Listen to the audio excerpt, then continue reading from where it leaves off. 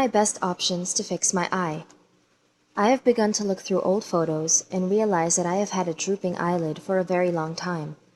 However, I did not have it when I was born. It just started to appear later on in my life. I wonder if it is associated with my weight gain, or if it is something more serious. If I have surgery, will my insurance cover it? Will there be a scar?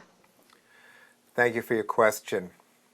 You've submitted several photos and you've established in your question that you have a drooping eyelid that has developed over time and that you did not have it when you were born. And of course, you then ask the natural questions about surgical correction, insurance coverage, and scars. So I'll explain to you a little bit about what we do in our practice. I'm a cosmetic oculofacial plastic surgeon. That means that I also have boarded in ophthalmology, did an eye surgery residency, as well as fellowship trained in specialty plastic surgery of the eyes and face called oculofacial or oculoplastic surgery, and I've been practicing for over 20 years. So the terminology that we would apply for someone who wasn't born with ptosis, and that happens to be congenital ptosis, born with ptosis, congenital, we call this acquired ptosis. When someone has acquired ptosis, we first need to rule out any other neurologic issues that could be associated with the drooping of the eyelid. So in terms of your understanding what to do before you make a decision about surgery, meeting with an ophthalmologist or a neuroophthalmologist is important to at least rule out any other statistically unlikely but still important to check neurologic causes for ptosis. There are conditions such as Horner syndrome which causes a mild ptosis that may or may not be associated with your situation, although the pupils look fine, but that's, we don't make diagnoses based on photos alone.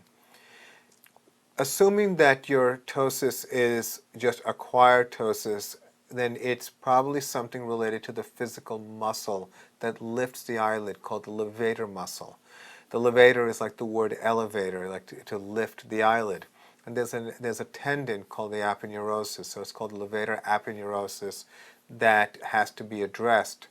Now there are a few ways to address mild acquired ptosis, and these are surgical procedures.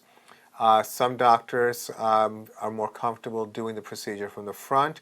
Others are willing to do it from the back, posterior, or the behind the eyelid, depending on the degree of your ptosis and how much elevation you're looking to perform. Ptosis is tricky surgery in that the muscle that lifts the eyelid is very sensitive, and therefore it's a challenge to get the right height, shape, and contour and maximize the symmetry.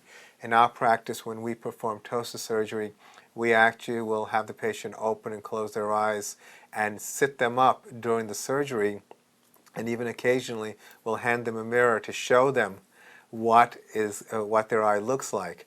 It sounds strange, but there's never any pain because they're numb.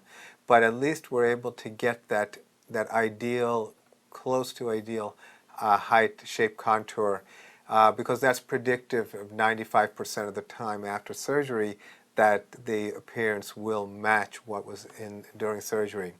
Various factors such as the way a patient heals, the way whether or not the muscle was maybe even slightly anesthetized, and multiple factors can lead to either overcorrection, the eyelid too high, or undercorrection, the eyelid too low.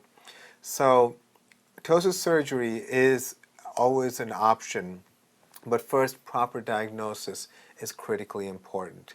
So my advice to you is first meet with an ophthalmologist or a neuroophthalmologist first to get an understanding of whether or not there are potentially other neurologic causes of the ptosis. And once those are ruled out, then exploring surgical options as I described. So I hope that was helpful. I wish you the best of luck, and thank you for your question.